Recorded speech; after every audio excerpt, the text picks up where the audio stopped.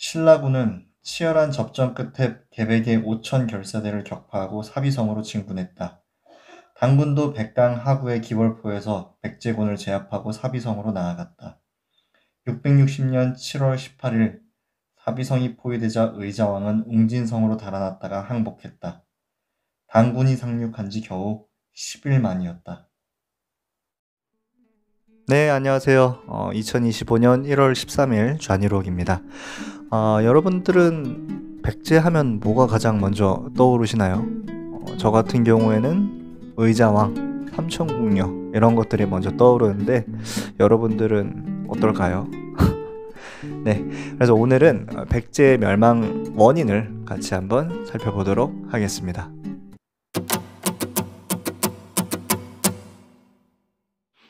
네, 백제에 대해서 간단하게 좀 소개를 드리자면은 기원전 18년부터 기원 후 660년까지 존속한 삼국시대에 존재했던 고대 국가입니다. 지역적으로 보면은 경기도, 지금의 경기도에서 충청도, 그리고 전라도, 제주도 요렇게까지를 대략적으로 포함하고 있었던 국가였고요. 문화적으로도 굉장히 뛰어난 국가였습니다. 그리고 일본이라든가 중국이라든가 이런 국가들과도 교류를 많이 했었고, 군사적으로도 고구려를 침공해서 고구려 왕을 전사시켰을 만큼 굉장히 강력한 국가였어요.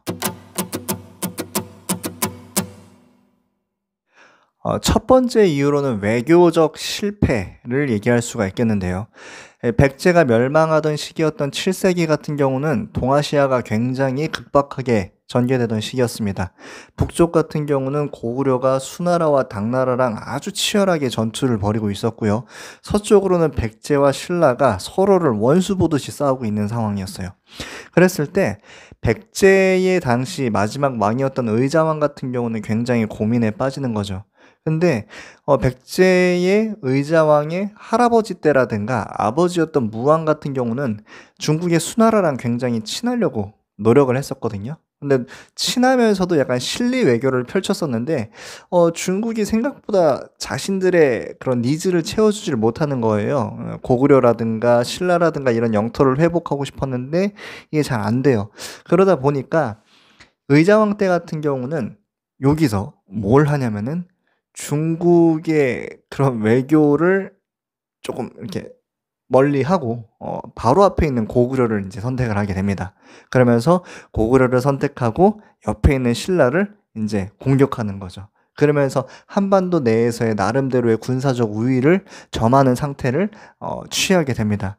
당연히 이 당시에 이제 당나라가 그걸 하지 말라고 했었죠. 근데 백제 의자왕이 이걸 듣나 안 듣습니다. 그래서 648년에 당시 당나라가 신라와 이제 나당 동맹을 맺게 되고 요게 이제 백제 의자왕이 쫄아야 되는데 안 쫄고 그냥 계속 신라를 공격하는 거예요. 그래서 이제 655년쯤 되면은 한강으로 추정되는 지역에 막 성 30개를 막 공취하고 그러한 모습들을 보입니다. 그러니까 당나라 입장에서 이제 어떻게 합니까? 너무 분노스러운 거죠. 그래서 어떻게? 군대 13만 명을 당시 바로 이 황해 루트를 타고 백제를 공격하게 됩니다. 여기서 이제 첫 번째 외교적인 실책이 드러나게 되는 거죠. 네, 두 번째 원인입니다. 두 번째 원인은 폭주에 가까운 왕권 강화 정책이었다고 저는 얘기할 수 있겠네요. 무슨 말이냐?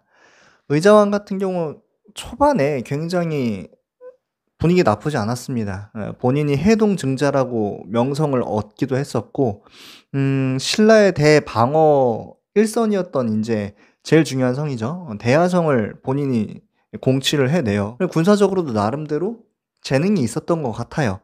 그랬을 때 이거를 가지고 인제 어떻게 왕권을 강화할 것인가 의자왕이 고민을 합니다.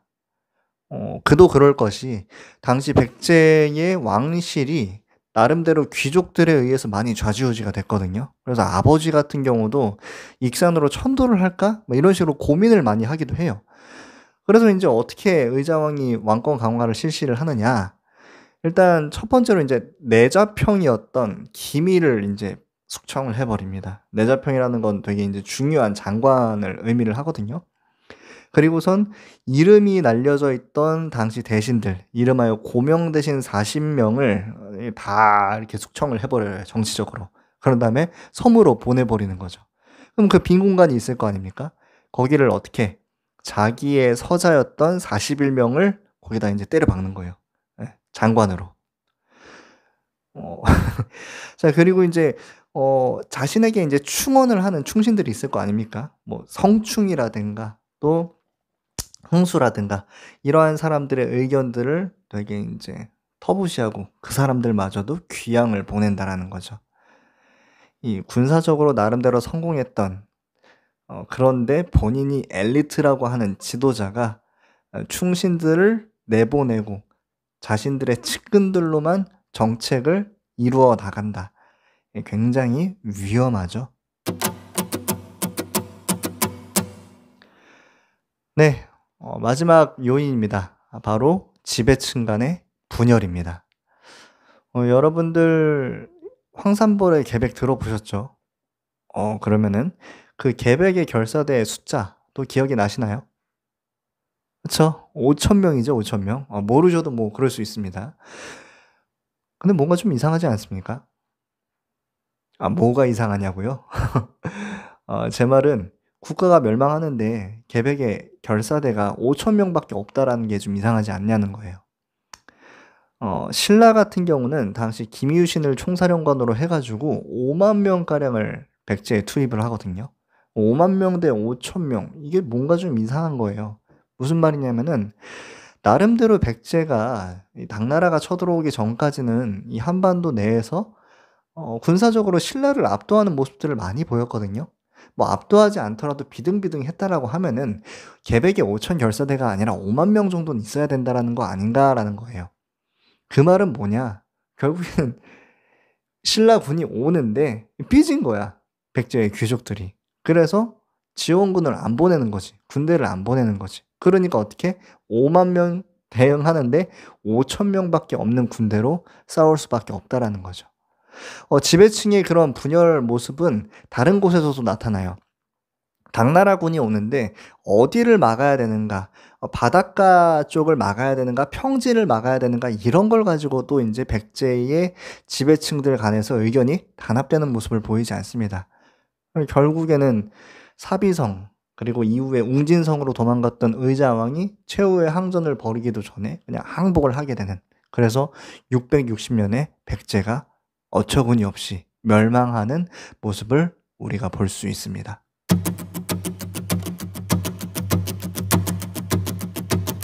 네, 이상으로 백제 멸망 원인을 몇 가지를 살펴봤는데요.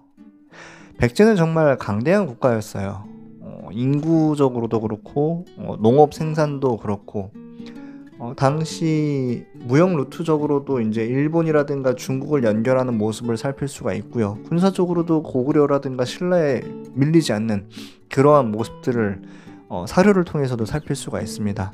문화적으로도 대단한 국가였던 게 이후에 나오는 통일신라의 불교 문화, 뭐 석굴암이라든가 불국사라든가 이러한 불교 문화의 발전 또한 사실은 백제의 문화를 신라가 흡수했기 때문인 거죠.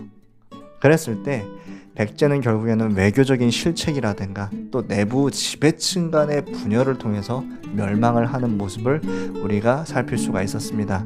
현재 위정자들에게 굉장한 시사점을 줄 수 있는 내용이라고 생각이 들어요. 하나 말씀드리면은 역사는 같은 사실을 가지고 여러 가지 해석이 나누어질 수 있습니다. 물론 자료에 근거에 기반을 해야겠죠. 그렇기 때문에 여러분들도 제가 말씀드리는 내용을 기반으로 혹은 여러분들이 찾은 기반으로 여러분들 나름의 근거에 기반한 역사적 상상력을 발휘해서 역사적 사실을 해석하길 바랍니다. 자, 2025년 1월 13일 좌니록을 마치도록 하겠습니다.